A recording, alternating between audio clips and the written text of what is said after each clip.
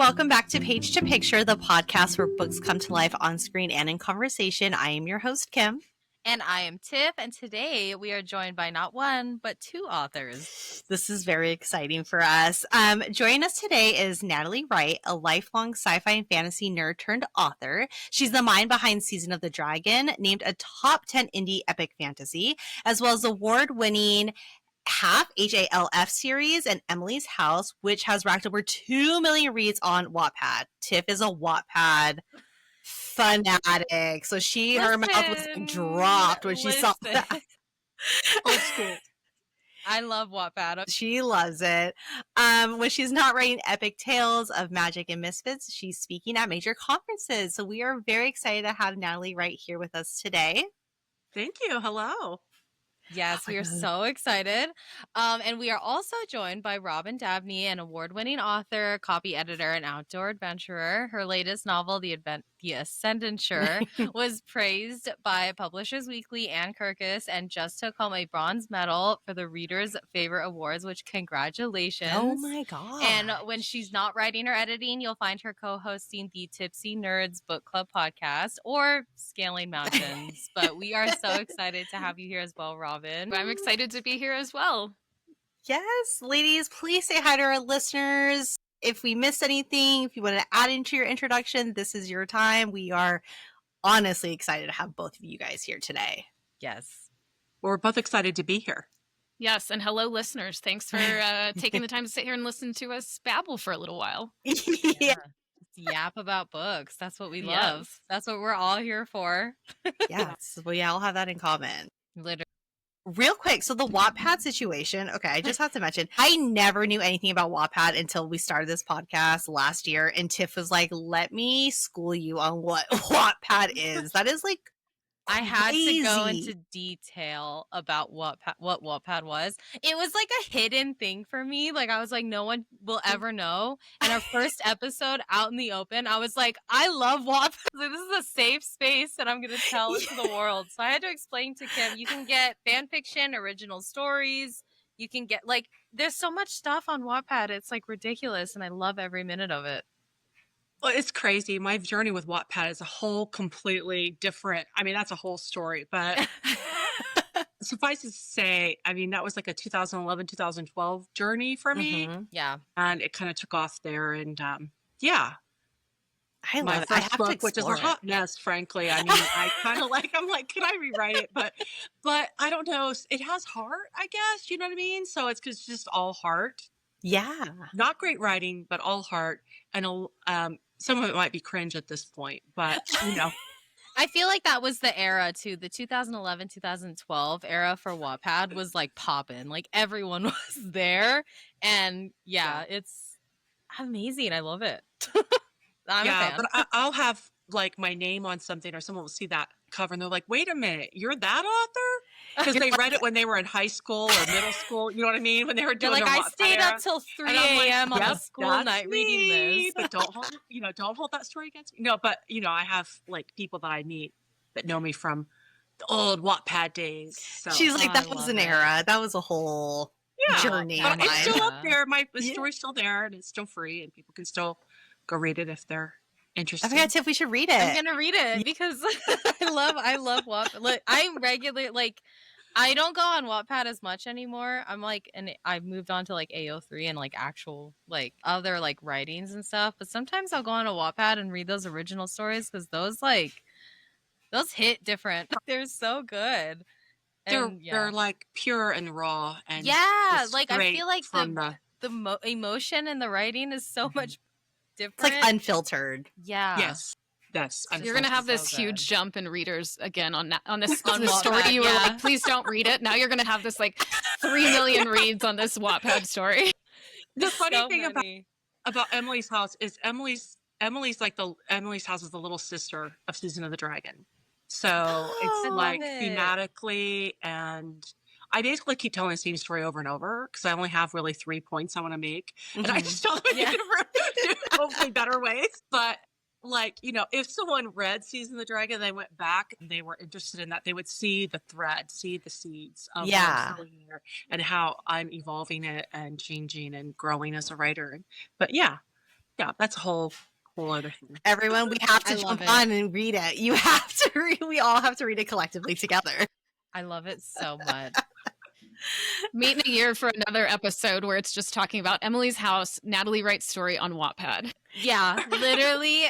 That's all we're gonna talk about, and I love it. Yeah, just dedicated to it. Robyn's like, I'm gonna write one and put it on Wattpad too. yeah, I'm gonna put it. You on know, Wattpad. I tried, but I got on Wattpad in like 2016 or 17, and by that point it was flooded. So I had like 15 views on my story. So I did not have the success with Wattpad that Natalie did. So I was gonna ask if it's still a thing that people are using, or if there's some viability to it. But because I have some stuff I could throw up there, but no, I unfortunately either missed the boat or did not have the heart in the story that is needed to thrive on Wattpad. But yeah, so I'm just going to read Natalie's and enjoy that one. No, we're gonna read yours too, and we're gonna get it up too. You're gonna be like, where did these views come from? Yeah, That's true. Yeah, I think I took it down, to be fair, so I don't think I have anything up there. But maybe it'll appear again.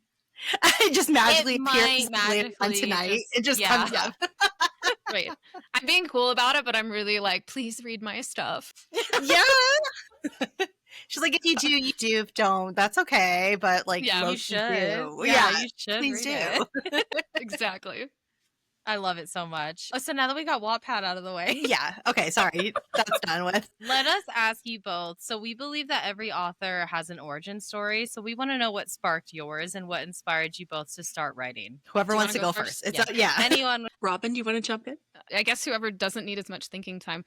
Mine goes back a long way. I've told this story before, so I'm actually queued up for it in my head. When I was in second grade, I got put into the lowest reading group. So I don't know if all schools did this, but my school did this where they had like lowest, middle, and high. And like I was Yeah. only allowed to read books on the lowest shelf.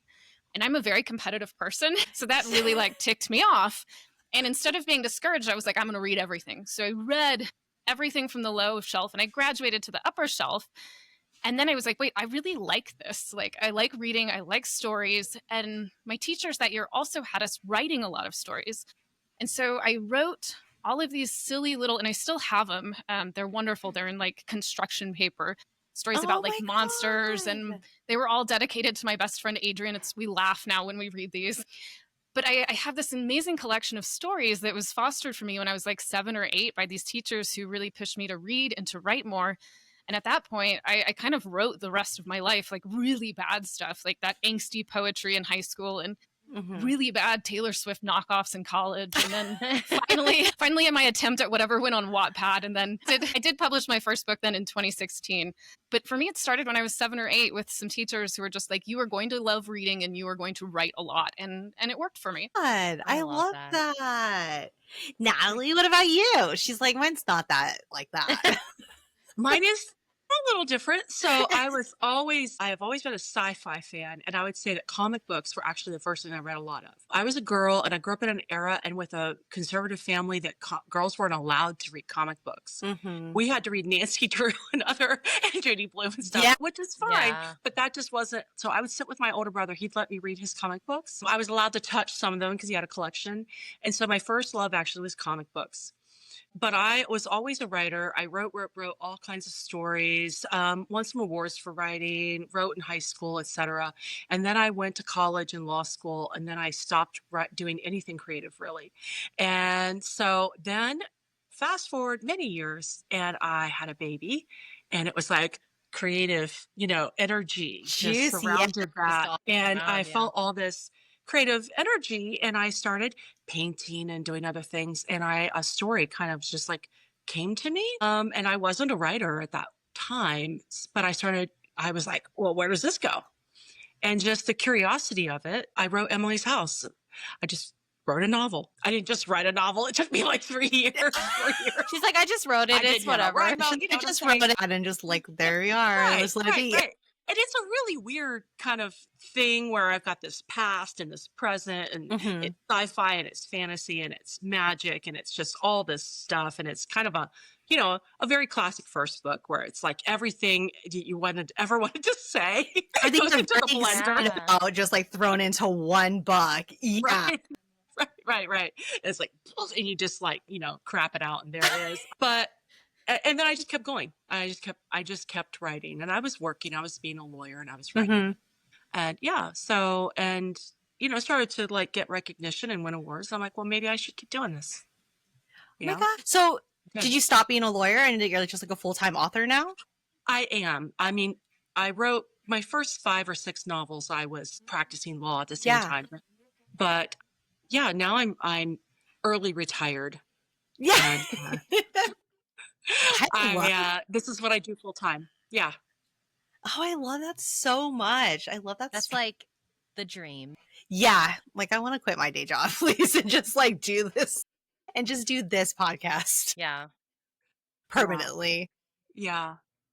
Wow, those are great stories, you guys. I love them. I love that so much. So the big question I really want to know now is like, what is your guys' origin story together? Right. Like, how did you two link up? How did that start?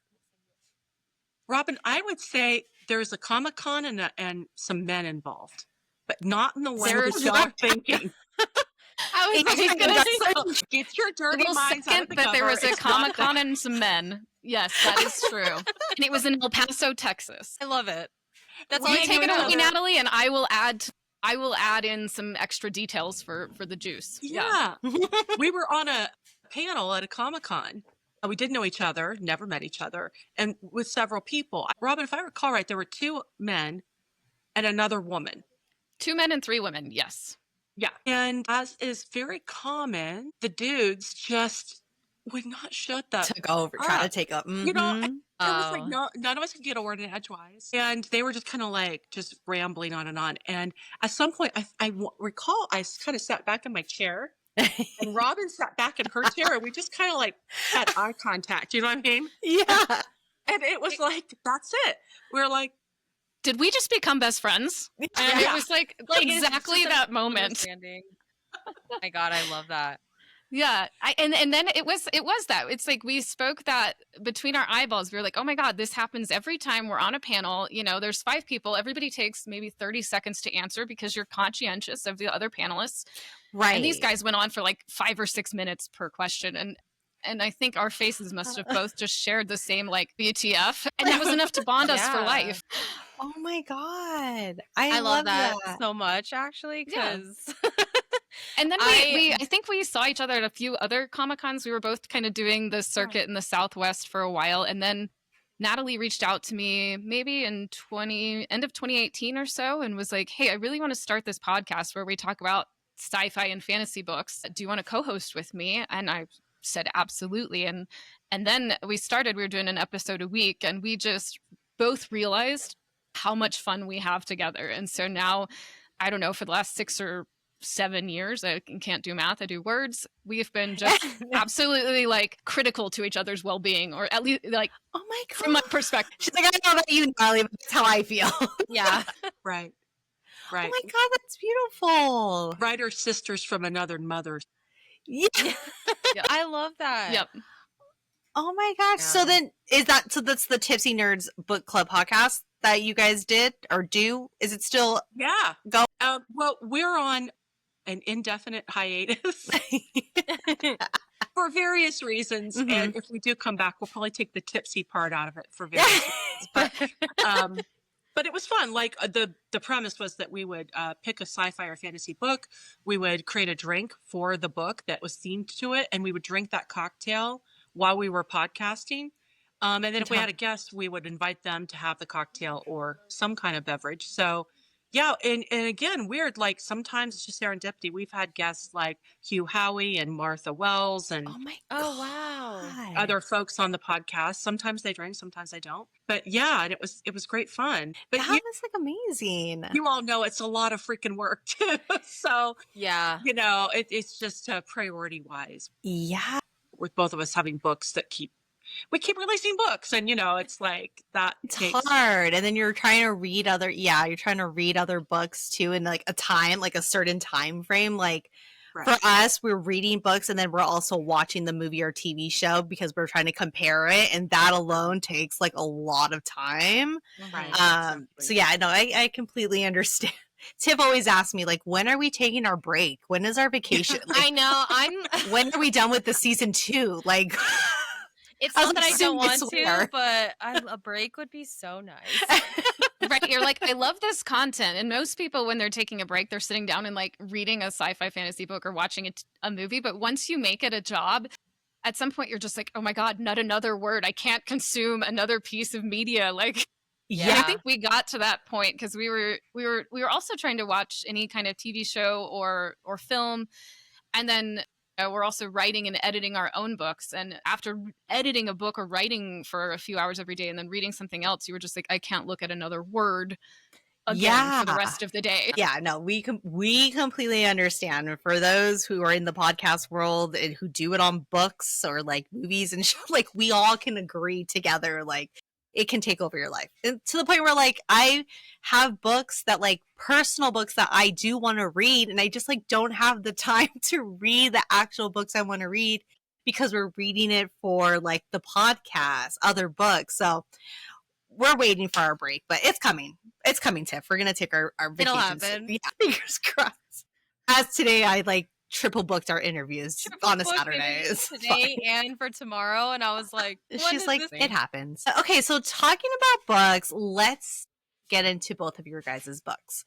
So, Natalie, I'm going to start with you. So, for those who have not read your book, can you share what it's about? Season of the Dragon, like, what's your blurb, your pitch? Share it with us. Yeah, so it's from the Dragos primary series. It will be a 5 main volume series Oh my and god. 5 short story collection series. Ooh. Currently we're in book 2, and book 2.5 is on the way. But Season of the Dragon is about a young woman named Quen whose village is destroyed by dragonfire. And when she joins a group of vigilantes hunting it, she discovers that she's in fact the one that's being hunted. I love Various it. factions are trying to pursue her for her growing power. So that's kind of where we start. Yeah. My god. Wait, okay, Oh. 5. So it's a 5. It's 5 books, and then you also have like 5 sub books with it. Mm-hmm. Yeah. So That the is short story crazy. collections are varied. The Saga of Vilkay and Collected Stories is book like 1.5. Mhm. So in the Season of the Dragon, Quen's storybook is destroyed in Dragonfire, and she like picks it up and she's is destroyed, and she's quoting from it in the book. But I wrote that story, the Saga of Vilkay, that storybook. I wrote that. The actual so- book. Yeah. Oh my So god. the Saga of Vilkay and Collected Stories is Quen's storybook that was destroyed in the fire.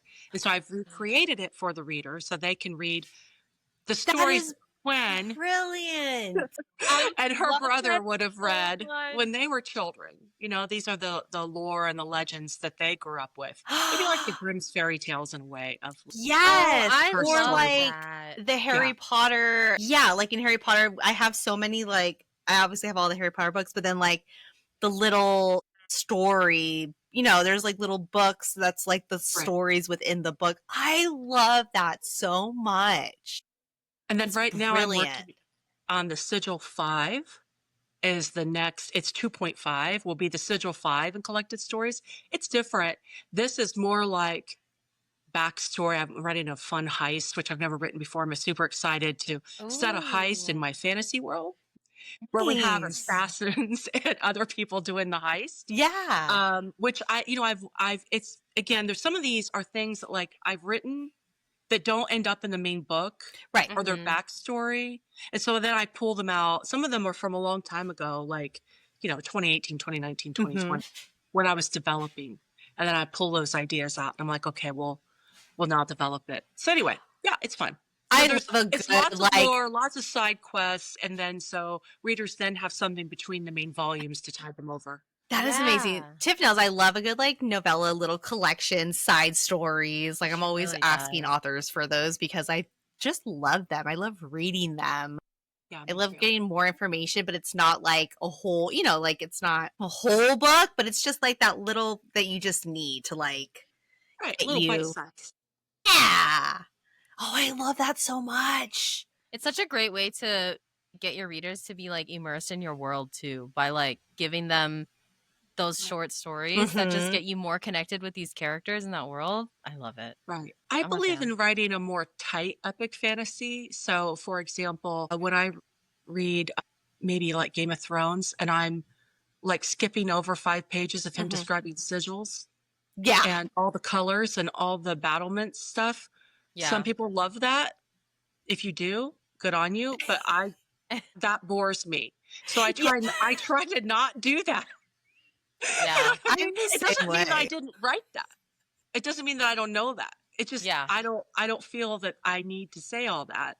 So part of little stories can give a writer a place to, flex a little bit and be like, I know a lot more about this world. It just wasn't relevant to the story. So Yeah. come over here, and you can get a little bite size over here instead of having a 200,000 word tome that didn't need to be a 200,000 word I tome. agree. I 100% agree. Sometimes, like, my husband will I see would me read reading, and he 30 just sees me of like, you. What's I that? was going to say, I would absolutely read 30 pages of Natalie talking about sigils, by the way. I'm one of the like, I don't write that in my books. My books are tighter. I write something not that, but I could sit there and read whatever you want to put into a book, Natalie. I will read your 200,000 words of sigil descriptions. No, seriously, like, my husband will see me reading a book and just see me kind of like flipping the pages, and he's like, are you even reading it? I was like, look, it's a whole description. Don't worry about it. Like, Yeah. it's 3 pages of like one thing. Don't worry. I'm moving on. It's fine. He's like, okay. I'm like, don't judge me. Don't judge my reading. Because he's like, are you reading that fast? I'm like, I wish, but no. I'm skipping over. You're like, a girl can dream. I wish I could read that fast. Oh my gosh. Okay, so the next question is, what inspired your chapter titles in Season of the Dragon? So if you've read it, you'll see the titles sometimes are quite unusual and have specific words. Like, where did that come from, that inspiration? Yeah. Well, I'm a real word nerd, I guess. I don't know why exactly I had this idea, but I thought it would be fun to do an anacrostic in the story. So the first word of each chapter, the first letter, if you put it together, spells out an anacrostic. I love that. Ooh. I love that. And then Sounds like if you a game. take the yeah. So the chapter titles are the first word of the chapter. Right. And then if you take all of those first words of all those chapters, it's a poem. Oh, wow. So like no one recognized this for 2 years until one of my ARC readers was like, wait a minute, what's up with the chapter titles? I'm like, I'm so glad you asked. You were like, I'm insane, and that's like evidence of it. So, no, I don't know why. I just thought it's it would be brilliant. That I makes it love that. so I'm not fun. doing that again. I may do something else that's insane, but I won't do that particular thing again, probably.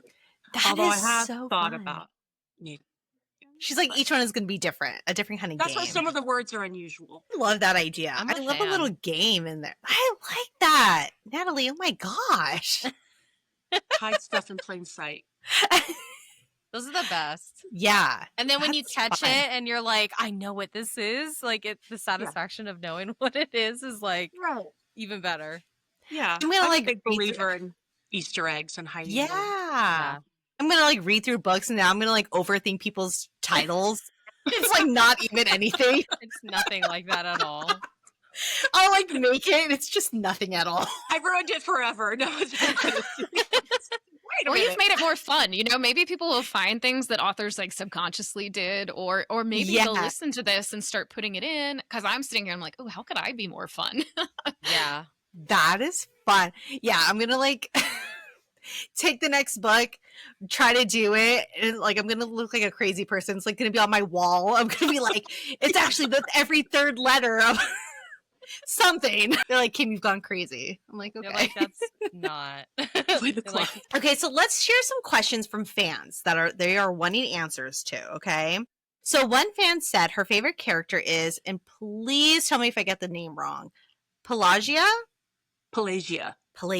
Close. It's the Oz and A's. Pelagia, a deliciously devious and perhaps deranged antagonist. So this reader wants to know what inspired Pelagia, the mistress of, my God, The manager. menagerie. the Thank you. menagerie. Menagerie. Menagerie. And she also want to know if any of your characters are based on people that you know. And I love that question for authors. Yeah, I don't really do that. I suppose that probably all the characters are bunches of people that I've met. I mean, I practiced law for a while, so I've met thousands of people and all of Yeah. them were getting divorced. So they were all, interesting in that moment. Interesting characters for sure. Yeah. Yeah, yeah. And so I think that probably all my characters are an amalgamation of, like people I've met, all the Mhm. stories that I've read, watched, etc., through a lifetime. And then my own personal demons and frights and scares, right? So like the thing that scares me, I try to reach for that. Like what frightens me or what terrifies me or Yeah. what is something that I'm noodling on.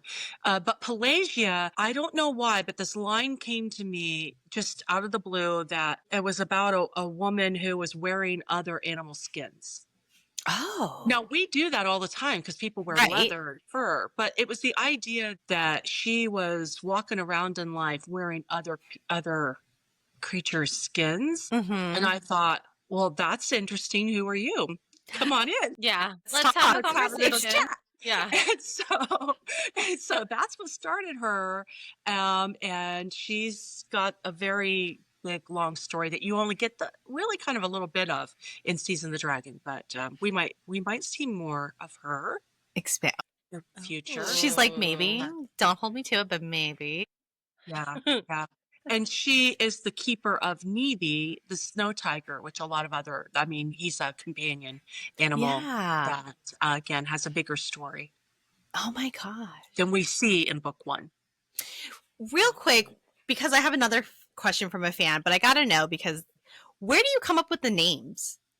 I'm like the worst. First of all, I apologize to both you and Natalie and Robyn, because I am the worst when it comes to like the names and the lands. And like when I read, sometimes I just like abbreviate in my head as I keep reading, because I'm like the worst when it comes to like saying the names. But like, where do you come up with your characters' names, or even like the lands, like all of it? It's a process. I spent a lot of time with it. In general, my methodology is that I have lots of regions in this world. There's the Solmer, there's the Kuala, which is the capital. There's Vardivia, there's Partha and the Vatnoyer and all these different places. And so I pick some languages, human languages that we know, that give me a flavor. So like the Vardivia would be like roughly Mediterranean. So we're going to pull from like Greek, we're going to pull from Romance languages. And then the Vatnoyer, I was more interested in like Norwegian and Viking kind of, languages. And then we have French. So I will pull from those languages and I'll research a word, and then I'll do a word salad and play with the word until it sounds the way I want it to sound. Wow. And then I will, come up with that word and the meaning. So, wow. And so often there are root words like Vatnoyer, Vat is a root in Icelandic and in Norwegian. And then the Noyer is a root, you know what I mean? So there are like combinations of root words, and I just kind of keep pushing them together until it sounds really, it's brilliant. I mean, coming from the lady who like did a little game with her titles, like it's just brilliant. I don't know if it's brilliant, but again, no, it is because a little bit really no, it's I really, because I love asking authors like, where do they get, like, how do they come up with the names? And some people like really go deep and like do the research and try to find it, and some people are just like, oh, I just like came up with it. I don't know. So I'm always really curious. Yeah. Yeah. Some words just pop in there. Yeah. You know what I mean? And it's like, but like Nevi, Niv, that's a root word for snow or ice. And so Nevi. And I like, so if it's someone cute, someone that you want to have a pal, having a E sound on the end, makes it sound more like friendly. Yes. Just doing that. Other times, like Quen's name is because that's an Easter egg, because I really love Elder Scrolls Online, and that's the name of one of my favorite characters in the Thieves Guild. Yeah. So that's why Quen's name is Quen. I'm going to replay the game. I haven't played that game in so long. I actually haven't either, but this is like going back a ways. But yeah, and I just thought it was a fun name. That is a fun name. I I'm gonna love go that. back and play it. I'm gonna see that character. I'm gonna be like, Natalie loves this. When you Yeah, have to, I like, will think stab- of you. stab I me will. in the Yeah. face. Okay, so lastly, so a fan wants to know if the dragon Ishna, is that how you say that directly? Yay! AKA the Winter Dragon, will ever forgive her brother Vagrin. Vagrin, thank you, AKA the Summer Dragon. Well, they've been alive for we don't know how long, but very, very long time. Yeah. Dragon hurts live almost as long as their loves. Oh, So That's a nice she and statement. Vagrin have been Mhm. pissing and moaning at each other for thousands of years. mm-hmm. And she did something pretty unforgivable to him. And then he was responsible for her first death. So I don't know. It remains to be seen. I can't answer that yet. She's like, we'll see. Still We'll see a little where this dysfunctional goes. here. Neither of them, and they also are very hard-headed, both of them. They're fire Nobody wants to eyes. forgive each other. Yeah. No, they're not inclined at this point. But they need each other. This we know. Yeah. So Hopefully.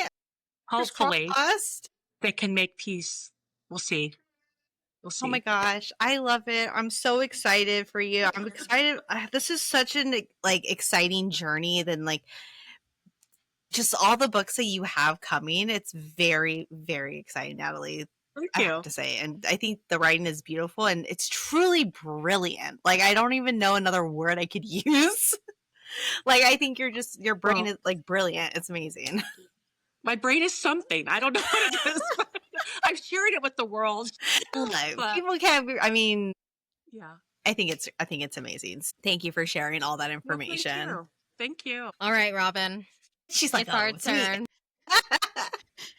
I have to follow words like brilliant. I'm listening to Natalie talk about her the language and the use of root words, and I was like, oh boy, I'm that other person y'all were talking about. No, Anyway. you're not. No, we are excited. First of all, I just okay. want to say, I say this all the time. I want to be Robyn Dabney when I grow up. So Well, I want to be you, so it's a good friendship. That is I'm Oh your my number one God. fan. Yeah, literally. I was like, Kim. We probably want to be you guys too. So gee, I know it's We just all mutual want to love be each fest other. here. Yeah. Yes. Oh my God, I love it. Okay. All right, Robyn. Are you ready? It's our turn yes. now. Okay. So Cool. for those who have not read your book, can you share with us what it's about? Yes, so the Ascenditure, it's the first book in a trilogy. I'm only doing 3 and probably not little side books. I'm a little less ambitious and masochistic than Natalie. But the Ascenditure tells the story of this young woman named Clark Asher, who is in this kingdom where women are supposed to stay home and serve men, and she's having none of it. She's a phenomenal climber. She dreams of joining this elite climbing team that has typically always been male. And so this is sort of her story of her fight for her right to climb. In this, she ends up in this deadly conspiracy.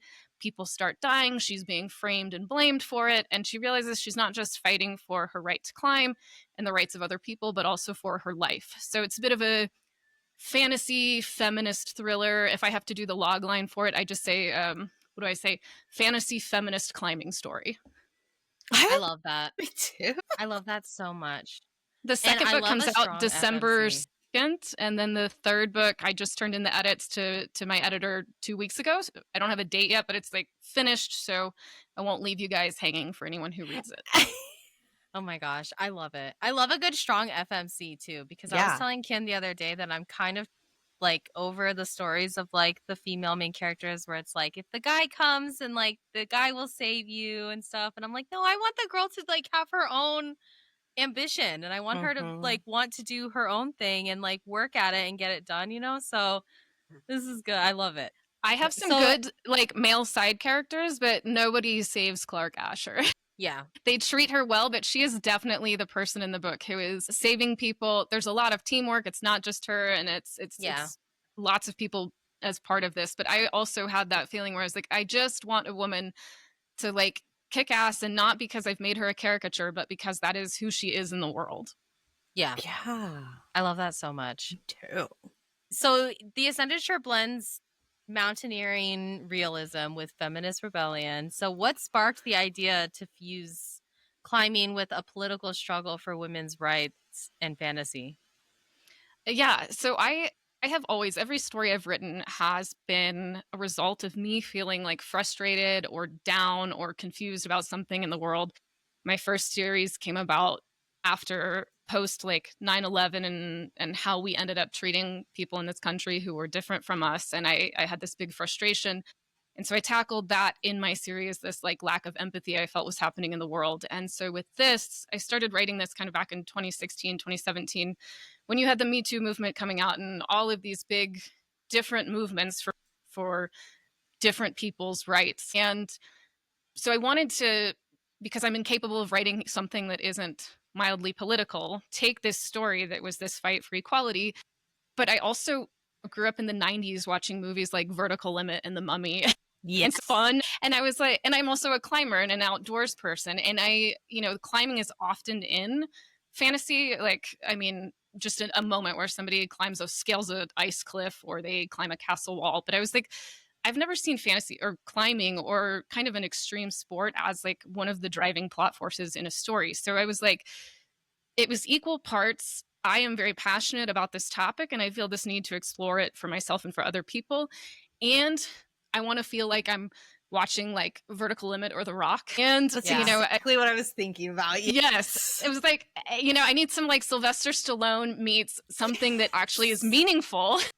Yeah. And throw in climbing in a way that I hope would inspire young people, women, minority groups, people who are not traditionally in these kind of extreme sports to maybe read this and be like, oh, I could try that. I could do something new that pushes myself. And so there was a lot of things that went into it, but I have to write about something that matters and it has to have some element of like adventure and fun and excitement. Yeah. Oh, I I've love that. never read a book that had something like that. And it is brilliant. I am going to tell you, Robyn. I really do. That's such a Thank great, you. and it's so different. It's very different, and I love it. Go ahead, Tim. Thank Sorry, you. I was like, no, this is brilliant. God, we have No, 2 I brilliant do- authors on. Yeah. This is crazy. I agree. And I do love that because you're kind of combining all of the things that you're passionate about into one. And it's like, this is like a good, I don't want to say like a good representation of you, but like a part of you, you know? And I think a lot of books don't really have that anymore, not as often, or like they're not really talked about enough. So I love that you have this. And okay, sorry, Thank my you. daughter just walked in. Sorry. She's like, there's No, that's food. okay. And I was like, That's also Sorry. very important. But yeah. So, as Yes. someone who loves food, I respect that. she's like, there's food if you want. And I was like, she's like, sorry. She walked away. Oh, also, please don't mind the man behind my sister. She always picks like a person. Oh. Okay, it started once because I was moving my room around and I was like, oh, I have to record. And so I like had to put a screen in the back so you couldn't see like me moving furniture. And then it just happened. I just kept it. So now it's just a different person every time. A different man. Sorry. Yeah. Sorry, It's great. Man. I noticed him and I was like, but then I was trying to figure out who he was, and then I was like, oh, just cool. Man. It's Aaron Taylor Johnson. Yeah. I watched Bullet Train the other day, and so he was on my mind, and so I was like, I'm just Cool. gonna. Yeah, I just sorry. see like a Anyway. quarter mustache, so it's like Yeah. It's like cut off with the way that it is, so you only see like this jaw, and you're like, okay. It's like, who is this man based on his jaw? Yeah. Figure it out. And quarter mustache. Yes, and the quarter mustache. You're so right. Yeah. Okay, so the mountains in the Ascenditure feel like both sanctuary and battlefield. So how did you use setting to reflect Clark's internal landscape? Yeah. So for me, I'm a person who has always been much more comfortable in the outdoors than I am in like a city and around people. And I also really love exploring nature as not just an antagonist. I think that's commonly used, but also as almost an ally or a friend or a sidekick. And so in the religion in this world, in Clark's internal world, specifically the mountains are this thing that is kind of antagonist in the sense that she respects them as like, these are one thing here that will like kill us all equally and do not care about whether you're a male or female or other, where in this society you have all these men who are trying to oppress everyone who is not them. And so I like the mountain as kind of this neutral antagonist. And somehow I think because Clark's world is so full of people who are trying to hold her down and other people down and subjugate them, there's almost a friendliness in this apathetic entity of nature that she feels is safer than the people around her. And in this book, there's a Yeah. lot of exploration of like, what is a monster? And because I do have also actual monsters or different fantastical entities that are described as monsters, but there's a lot of talking and playing in this book about what that actually is and who that is. And by the end of this series, I've kind of flipped that on its head, and Clark goes through her own journey where she has to struggle with, am I becoming a monster in my journey to slay them? And so for me, the mountain is somehow this, and this in these landscapes kind of play in with her internal struggle, in the sense that she is also going through these battles of figuring out which part of this is of me, of my struggle, is neutral. Who are the enemies? Who are my friends? And who am I in this story? And how do I come out the other end in dealing with all of these people and all of these factors and not become them? So yeah, I play with a lot of it, but for me, just nature as a character of some sort, not just a setting, is always important in a story. And I find that as I write, it becomes more and more in the stories I write, they become very atmospheric. I don't know if I wax poetic too much about like snow and a dark moon. Yeah, it's the more I read stuff, I'm like, wow, I really like, the way light I hits a like tree in the woods. that. And so, yeah, I would say that's kind of a piece of that answer. I like that. Nature being Totally. like an actual character. Instead of a setting. It's a Yeah. very different perspective, and I like that a lot. I really do. And instead of just an antagonist, because you see it as an antagonist in a lot of stories, these man versus nature is a very typical Yes. trope. But I like nature as also being what nature is, which is neutral. It's not, the mountain and even the avalanche is not necessarily an antagonist. It just doesn't care about us. Yeah. And I think it's Yeah. nice to explore that it's not out there plotting against people. It just sometimes sometimes it works out for you and sometimes it doesn't when you dance with a snowfield. But I just like the exploration of it having its own respect and its own place in a story. Yeah, I agree. I like that a lot. Oh man, I'm inspired. She's like, I'm by gonna go nature. outside. Yeah. Yeah, She's like, I'm gonna go outside. it doesn't make Let's all me go want to. climb. Yeah, it makes me want to go climb. We live in Vegas, so there's not a lot of. I mean, there's a lot. I of mean, there is, mountains, but it's it's hot. so hot. It's hot. That like you guys have some of the best nobody- climbing in Red Rocks, Yes. but not in the summer, not this time of year. November Definitely is not. the best time Yeah. to go. Mhm. It's Yes. always busy in November at Red Rock. If like, because like we have family and we would take them there, even though we go there every year. I don't know why they make us still go up there. We always see climbers and like mountain bikers and people like hiking and stuff. Always November is the perfect time. Yeah. So if you Cool. ever plan on climbing a mountain in Vegas, November, it'll be busy, but you'll make a lot of friends because I see them all Excellent. huddled together. It's great. Maybe I can sell some Um, books. Yeah. She's like, when you guys get to the top, read this book. Yeah. Yeah. Read this book and you'll get it. Yeah, exactly. Oh, I love it. Okay, so much of the Ascenditure explores how empires maintain obedience not through violence alone, but through ritual and belief. So what inspired you to write about that kind of control? Yeah. I'm sorry I'm doing such heavy topics on No, that's No. This ties into that other answer I had of I write about things that I'm seeing and feeling and trying to process. And I think outward violence and tyranny and all of those things are obvious bad things or problematic things. I think this idea, though, of like using people's belief systems to control them and weaponizing dogma to control people is such a dangerous and scary thing.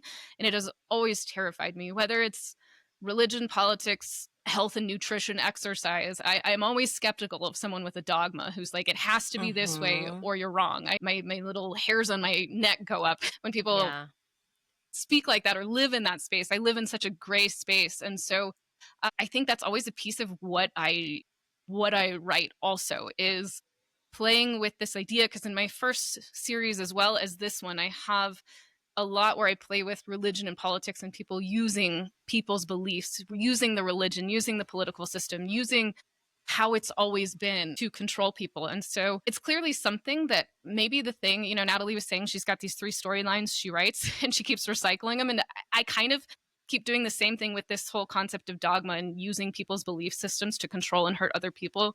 I think it's the big thing I struggle with, and through my writing, I'm trying to figure out. I don't have an answer, but I do get to serve some justice in this book, and that feels good. But yeah, I think it's, and every day, you turn on the news or you get online and you see this in practice, this people being beliefs that may have started out good being weaponized to hurt other people. And so I find it such a dangerous and insidious thing that's maybe not as outwardly terrible as open violence to people, but it is just as damaging. And so I think I really play with that in this story. It amps up through the series, and by the 3rd book, we're really in the heat of Clark and the whole kingdom diving into tack system that's always been used to oppress people, that people absolutely believe is necessary, or the gods will come and punish them if they try to overthrow it. And I mean, that's kind of, I guess, the central core of the story is not just, hey, this girl wants to climb, let's let her climb. It's this realization that this whole society has been brainwashed and used to hurt other people who are different, and how we can, at least in this society, go about dismantling and changing that, hopefully by the end of the series. Yeah. Wow. I love it. I love My the meaning, like gosh. the intention behind it and Yeah. everything. And like, I'm very drawn to like stories like that where it makes you think not just about what you're reading, but just about the world that you live in and how it's connected and what you can do to kind of like, just, it gives you this shift, and like, I'm inspired. Makes you think. And- yeah. I grew up reading like Lord of the Rings, and I was a Hunger Games kid and a Divergent kid. And so I, in this like really like critical time frame of my development, I was reading these things about usually women too, not always, we have Frodo, who were like charged with dismantling, but like unsuspecting. It's not like chosen one people, but who were charged with like dismantling what was wrong in the world. And so I think that was very influential for me when I started out writing. I was like, okay, I guess my brain is only wired to write trilogies about people overthrowing tyrannical governments. I love that. Honestly, both of your books, Robyn and Natalie, I would love to see as like a movie or TV show series. I was thinking that. We will go ahead and tag the people like we always do on all of our podcasts. Somebody will see it one day. So we constantly tag everybody. We do not care at this point. Perfect. I think we both tend to write very cinematically. Yeah. Oh, I mean, definitely envisioning. Like it's been probably a year since I read The Ascenditure, Robyn, but I mean, it's like I can picture all the scenes. It's just like we write in a cinematic way. I don't know how to say it. Yeah, like I think that's true. I feel the same through in a with yours. visual way. Yeah. And that's the best. We both like to write strong or like these cool female characters who have this agency and a purpose and these things in a cinematic way with some cool world building details and hard to pronounce words. Yeah. Check. I think both of us are reacting to, in a way, it's in conversation with our reaction to a lot of male written fantasy, which we love. I mean, both of us, The Dragon Rose of Pern, Lord of the Rings, science fiction, all of those things that we've read and we love, Game of Thrones. But what a lot of them are lacking are female characters with agency that have their own story that exists beyond the page, that aren't there to have sex with a guy or make him a sandwich. Which, So like, what's her story and why? And, I call them like marionette characters. Like she's a female character that's in this story. And as soon as he leaves, you almost can imagine her falling like a marionette when you drop the strings. Yeah. And that's it. That's the end of her story. And she only gets to come alive when he's there. And unfortunately, a lot of women live lives like that too. Yeah.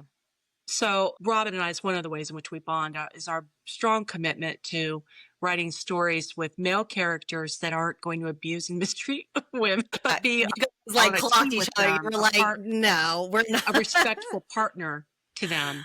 Yeah. We both write romance in there, of course, but that the female characters need to be the ones driving their own story. Yeah.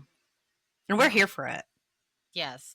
But let's 100%. put in Here for dragons it. and magic and other Yeah, fun stuff. let's make it like fun, like put in this magical Yeah, that world. fantasy element just adds to it, and it puts Yes. that Right. fun twist on it, and it's like Right. so Right. good.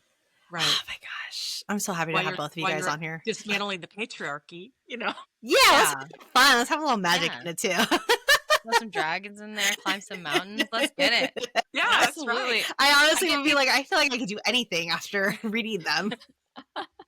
I get people sometimes who when I tell them what I write, you know, sci-fi fantasy kind of has this, I don't know what, I can't find the word, a vibe to it that is less Yeah. serious than some other things. And so people think you just write fun little magic stories. And I think Natalie and I have also bonded on the fact that sci-fi and fantasy and horror and any of these speculative genres are actually telling some of the most important truths there are in the world.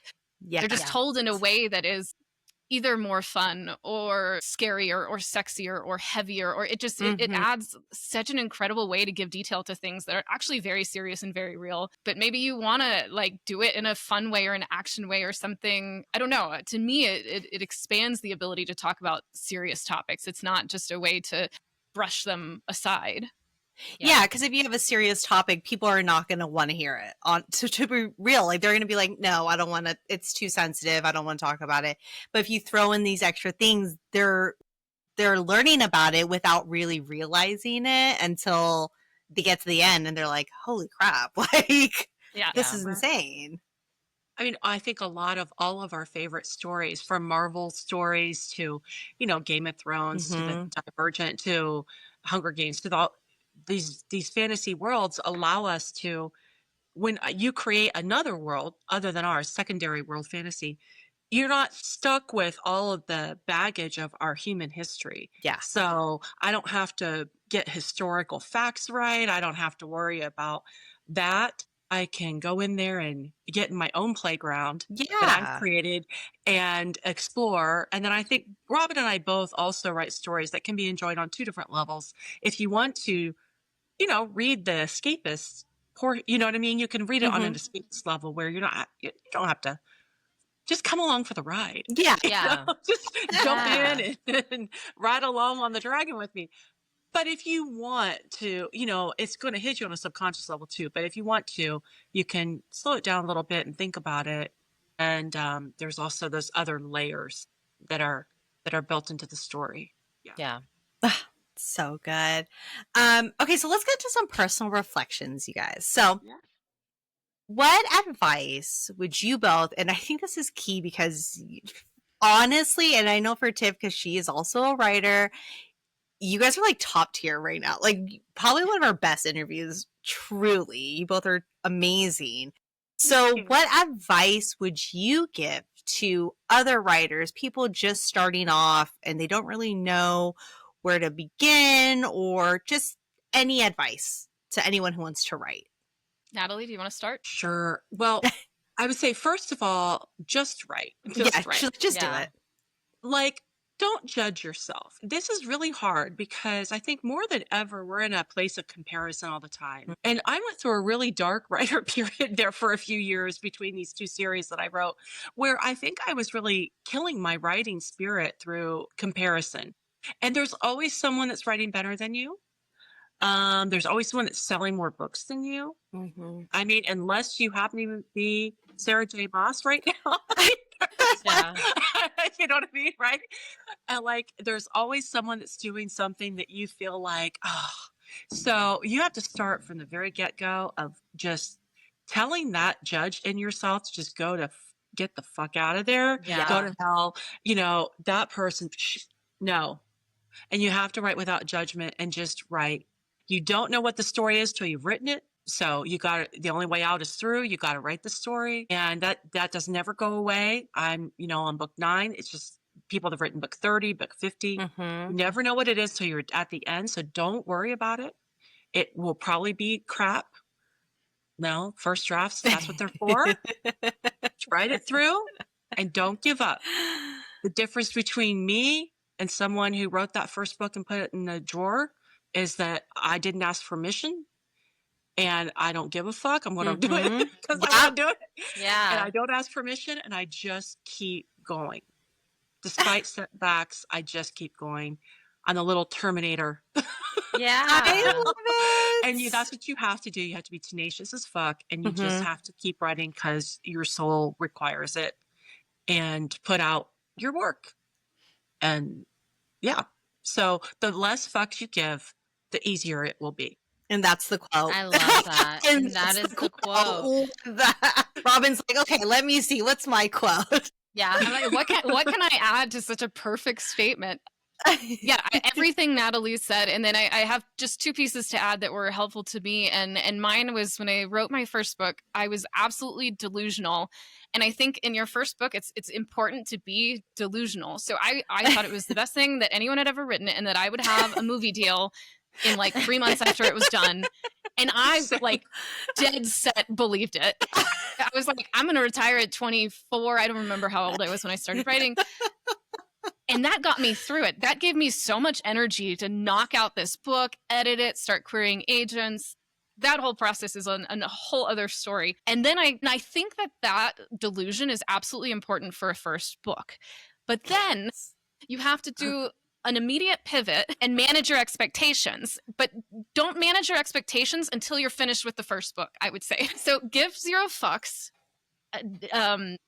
You think you're going to get a movie deal, and then pivot and manage your expectations. And the reason is because it's so competitive out there. Like Natalie said, now more than ever, I can't imagine getting started writing and you have an armchair expert, millions of them on the internet, giving you advice on TikTok and Instagram. And some of it's good and some of it's just a personal opinion, and how you sort through that and figure out what works. It's like absolute overload. I think there's some really good books out there on writing that you can find, and those are definitely worth reading. Some of them. Find writers and people you trust and start sharing your work and learning how to read and critique other people's work and get the same for you. I think that process is really helpful in strengthening your writing. And then in the same line of managing expectations, then just keep writing and write for yourself and write to tell these stories that you have to process. And as Natalie said, don't compare things, because I've also gone through this dark night of the soul with my writing, and it was because I was holding my writing to this expectation that it could never fulfill for me, and it wasn't fair to the writing. So it was actually ruining my relationship with my books and my work because I needed it to, I don't know, sell millions of copies. And it's like, that's not actually the piece I bring joy from. It's telling this and getting out of my system and processing. I think I don't have a good quote to sum it up. I think let's leave it with Natalie's. Yeah. But this I will just add to what she said of just, find a way to calm the noise, go all out, manage your expectations, and just always keep in mind, am I ruining my relationship with my writing, or am I still in a good place with it? Because that's the most important thing when you're writing, is to enjoy what you're doing and to tell a story that matters to you. I love that. She's like, and climb that fucking mountain at the end of the day. At the end of the day, climb the mountain. Climb that mountain. Whatever your summit is, go for it. Yes, Yeah. there you go. That's the quote then. Yeah. That is it. Yeah, I'm inspired now. Good. So what reactions from early readers surprised you or moved you the most? Or just reactions from readers in general? Yeah, do you guys have like a favorite where you're just like a reader left like messaged you or left like a review that just like really resonated with you and was just like, this is the reason that I write, like this person got it. Do you know what I mean? Like, have you guys both had that? Yeah. Yeah, definitely. Mine was, so Emily's House came out in 2011, Mm-hmm. and we've talked about its Wattpad journey. Yes.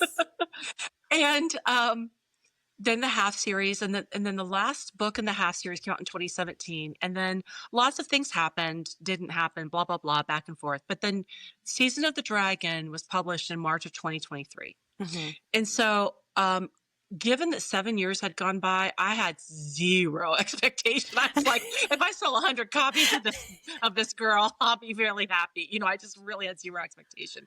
And it started out, it really kind of went out of the park really quickly. And I was really shocked.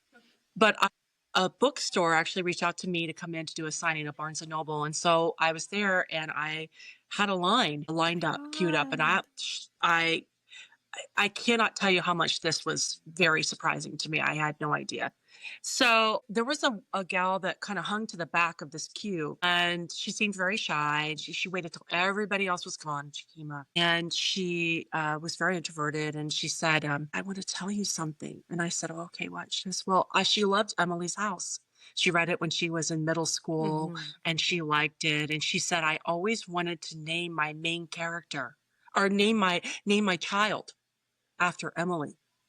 That's how much the story meant to her." God. And Emily's journey of finding her magic within, she's in 14, and that idea that a girl would relate to her finding her true power, I guess resonate with her. And then she brings her baby over, and she said, "I had a son, so I named him Emilio." Oh my God. Oh my God, I would cry. I would cry on the spot.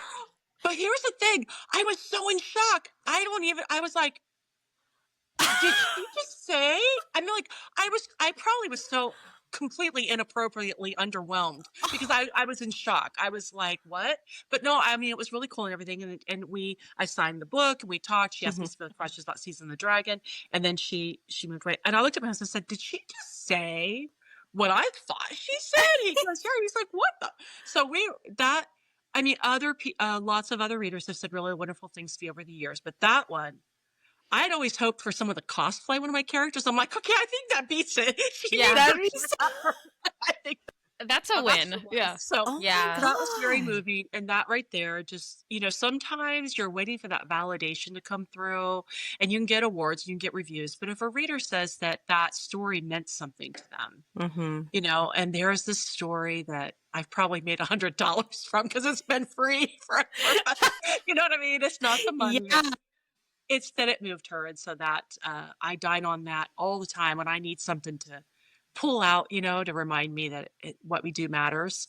Oh, It's yeah. like that teenager that was feeling maybe that lifted their spirits a little bit. That one's my one.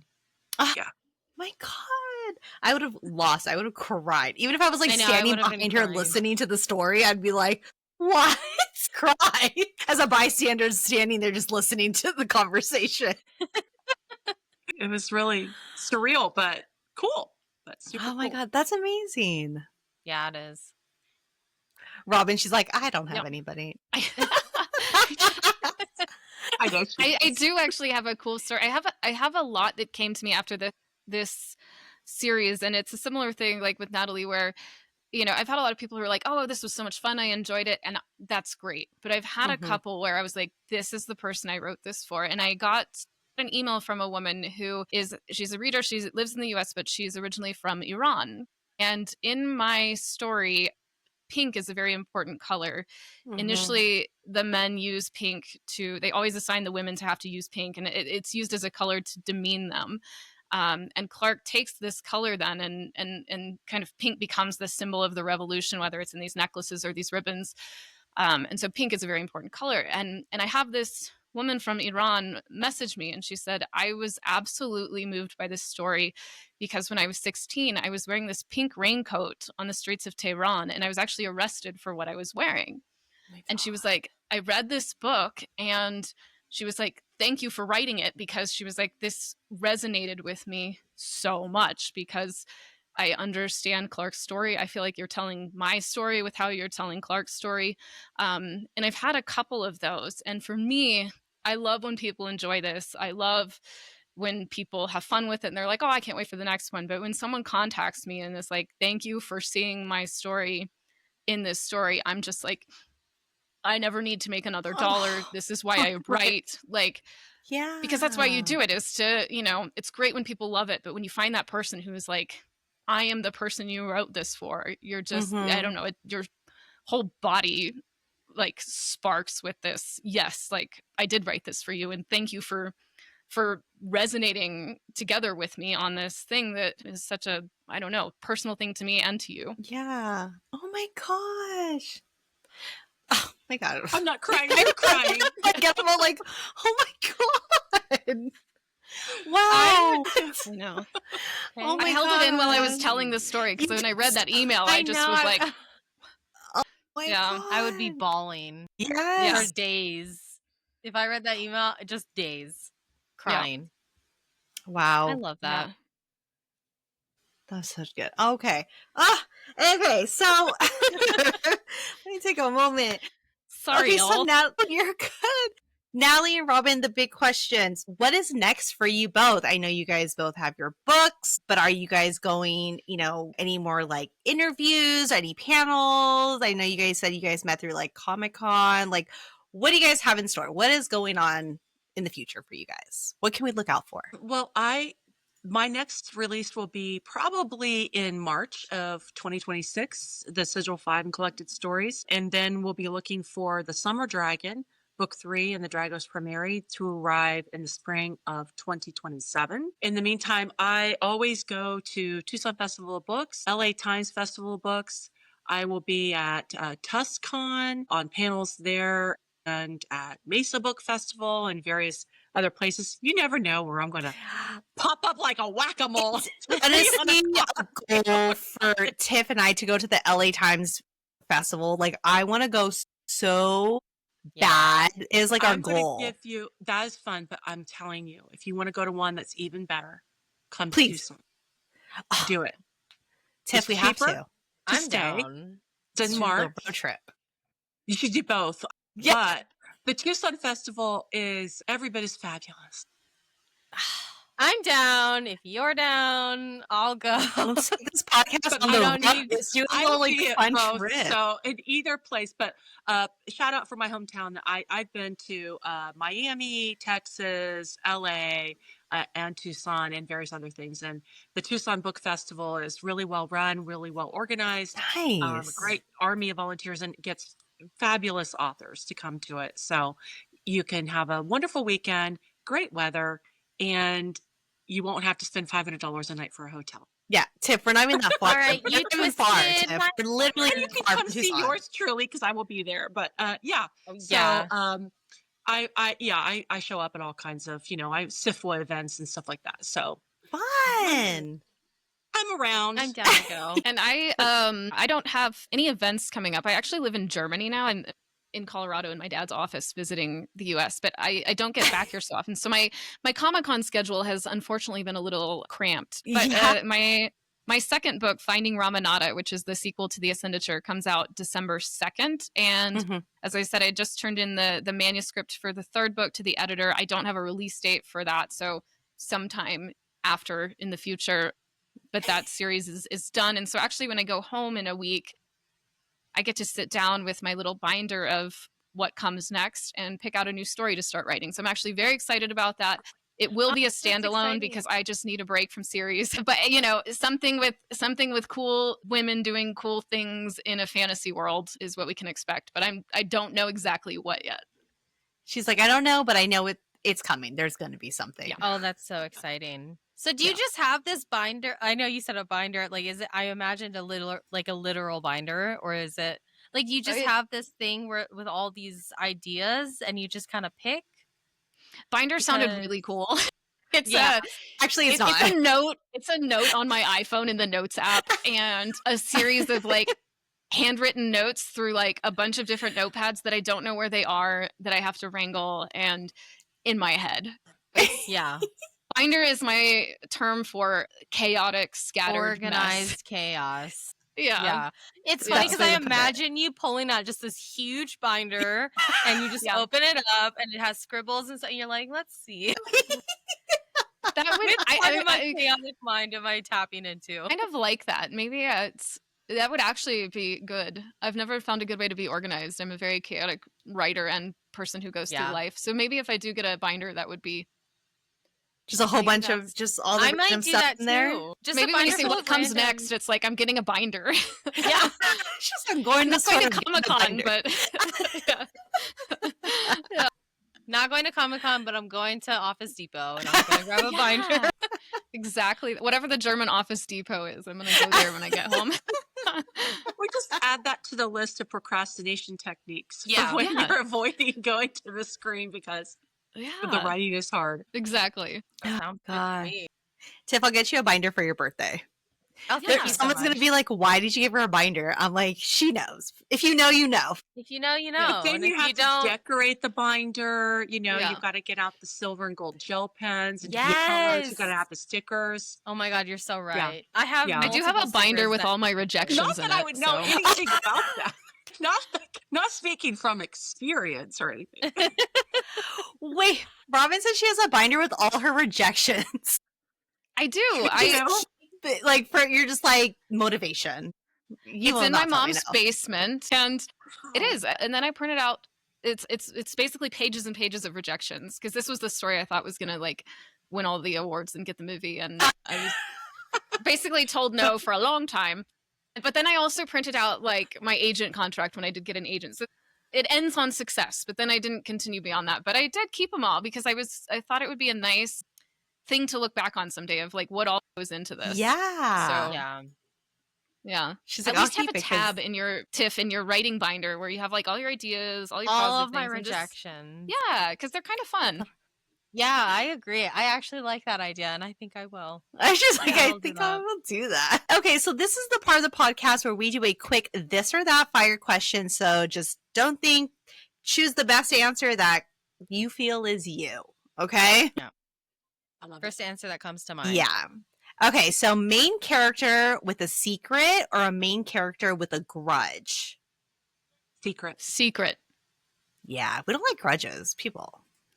Move Get on. over it. Just move on. Just kidding. I like secrets. Yeah, Characters secrets with are good. That adds Yeah. the twist. Okay, so love triangle or one true pairing? One true pairing. Love triangle. I Different. like both. One True Pairing more.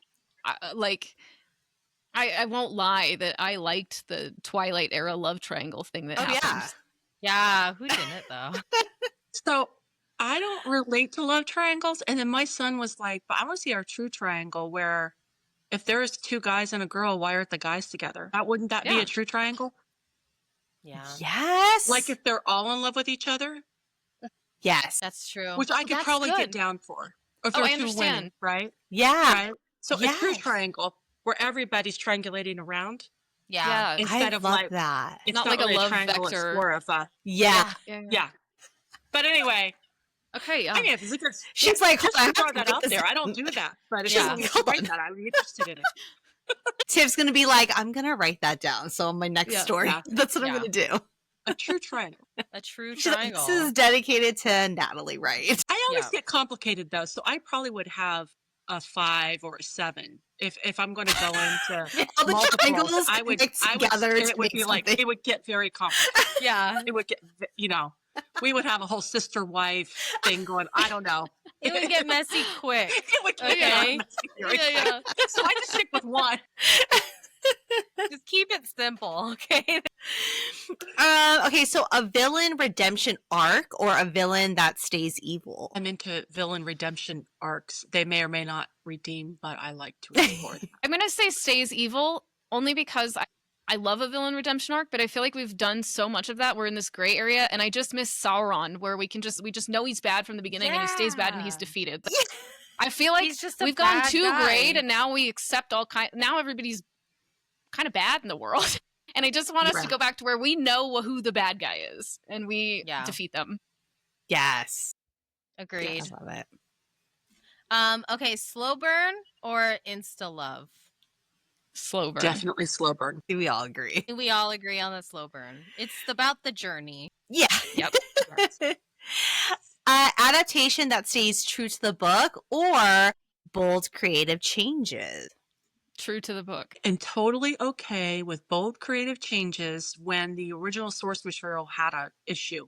Understood. I get both. Valid. I get both. Yeah. Where you guys are coming from. Yeah, for sure. I like respect that. sometimes, and then if they stay true to it and they don't fix it, I'm like, seriously, you what could have the- fixed this. I mean, you had every opportunity to fix this, and you just kept that plot hole in there, Yeah. or Yeah. whatever. So And then Natalie, I changed Natalie my and answer to Robyn- that. Yeah. Natalie and Robyn are like, however, when you guys do make hours into a movie, you stay true to the books. you better stay Yeah. true to that. There's shit, no or I'm problems done. in Yeah. ours. There's Ours are Yeah. perfect. changes. Little plot hole in Yeah. sight, okay? But no, I Don't. would say, you know what? If I have a plot hole, fucking fix it. You know what I'm saying? Yes. Saying, like, Unless you see something I don't see, then we'll have a conversation. That's true. So true. I see both. I see both ways. Yes, for sure. Yeah. Okay, so book first or movie first when it comes to Book. adaptations? Book first. Yeah, I agree. Kim doesn't agree. Don't look at me. She reads the movies first. I And then watch the movies or first. she I don't watches read the the movie. movie. Well, I read Stop. it too because I use subtitles. I do subtitles all the time. She watches Yeah. it first and then she reads it and then she ends up like not liking the book. And I'm like, no, you did it wrong. Like you have to read the original source first and then you go to the I movie. know worse. Like you have to understand the original source before any other. I'm stuff. okay, and I'm starting to do that. So I am starting to read the books first and then watch whatever we have to watch. But it's hard because sometimes I'm like, I could just bang out the movie or show like really fast, you know, and then the book it takes some time. But yeah, I Yep. definitely am changing that. Yeah. Okay, last one: enemies to lovers or friends to lovers. Friends to I lovers. probably tend to like friends to lovers. Mhm. Interesting. Yeah. I like enemies to lovers. I I also know like I've never it, gotten but- it. So it's just, like I don't relate to that. Yeah. Because if some I guy's have- an yeah. asshole, I'm just like, he's a fucking asshole. Yeah. And I'm like, okay, I'm done. I'm over it. Asshole. So it's just not something I relate to. Yeah. Like, it's cool that people, you know what I mean? Maybe Mhm. I'm just not reading the right ones. Maybe I just I need can a do, better, recommendation. lukewarm to lovers, but yeah, if he's treated her poorly and then they end up together, I'm just like, nah, I don't have time for that guy. You're like, I question Yeah. her. Like, what are you doing Yeah. with this man? A lot of the Yeah. times I do question the FMC and I'm like, that's a bit much. Yeah. I like the Now, rivals if they to were on lovers. different sides. Rivals is good. I can do Mm, yeah, rivals. Rivals. Rivals, Yes. like, Yeah. that I can totally understand and I can get behind. Yeah. But I like enemy those. to me gives the connotation that I don't know. You know what I'm saying? Like, Yes. Yeah. We Like, you he's know what's treated her going poorly, I on, can't Natalie. get We it. gotcha. yeah. We got But you. if they're on opposite teams, you know, Yeah. Shadow and Bone, they're kind of like that, right? That Where is the it's good. one- Yeah, we just Obsessed did an with episode Shadow and Bone. on that. So like that, I could kind of, Yes. Yeah. I could kind of see that one. I wanted them together so bad. We wanted Yeah. them together and I didn't want anything to do with any of them. It was for the Six of Crows. She was for Kaz. The Totally. heist team. Yeah, like them. I love their story. Totally. I love the Mhm. group, the found family, and then there's like Yeah. some romance in there, but it's really like they're just so good. And then you have the Shadow and Bone world, and they combined it in the show, and I'm like, I'm gonna go on a whole tangent about Yeah, it. And I'd rather it's not. like a whole thing, but The whole thing. I like it. with that being said, okay, guys, that wraps up today's episode. A huge thank you to both you, Natalie and Robyn, for being on the podcast. We hope you both had a good time. We enjoyed having you on. Well, thank Yeah. you. Thank It was you. very fun. Yeah, it was Yeah. great fun. Thanks for having us. We hope people enjoy our stories or just hearing us talk about them. And yeah, I this know is I did for great. sure. This was great. cool. Yeah, I agree. Before we go, where can our listeners find you guys on social media? And where can they get your books also? Mhm. Well, my website is nataliewrightauthor.com and my what's it called? Social- your your tag? social media. Social media. Exactly. I'm like, it's at Natalie Wright Author, pretty much on all like Instagram, TikTok, Perfect. Facebook, etc. And my books are available at all the usual places. You can get them literally anywhere, and most places in the world, Amazon, Barnes and Noble, etc. And if they're not in your store, then your local store, they can order them. Perfect. Awesome. Yeah, and my website is robyndabney.com. My social media handles are Robyn Dabney Author, similar to Natalie's, and my books are available same kind of all across the board wherever you get books, and they're in ebook, audiobook, and paperback. So if you're an audiobook listener, please, the audiobook just came out in April, so it's available. Ooh. Ooh. And I will say for folks, if these books sounds great and you don't have a book budget right now. It's also very helpful to authors if you request your library orders them. So you can do that with the ebook, the paperback, or the audiobook. So if these sound great, but you're on a tight budget and you can't buy right now, ask your library to get it. That would also be fantastic for us. Yeah. Yeah. Oh, I love that. And I I'll just didn't throw know out you could do too, that. my books are also on Kindle Unlimited. I almost forgot to say that. So for people who Awesome. are still on Kindle Unlimited and haven't drop kicked Amazon to the curb, you can read it there. And it's Yeah. an audiobook there too, and you can whisper sync back and forth. Yeah. I love Nice. audiobooks. So I'll Yeah. for sure check them out in audiobooks. Huge fan of audiobooks. Awesome. And we'll make sure to put your guys' information in the descriptions below so that way our listeners can find you guys very easily. Mhm. And if you enjoyed today's episode, please subscribe, rate, leave us a review wherever you listen to your podcast, and follow us on Instagram and TikTok at Official Page to Picture for book to screen updates and behind the scenes content. Yes, and make sure to check out our link tree in our bio for all our shows, guest signups, and our new merch that we just launched. So thank you both so much for being here. We had a great time. You guys are both literally beautiful and amazing. We honestly love you both so much. This was so much fun.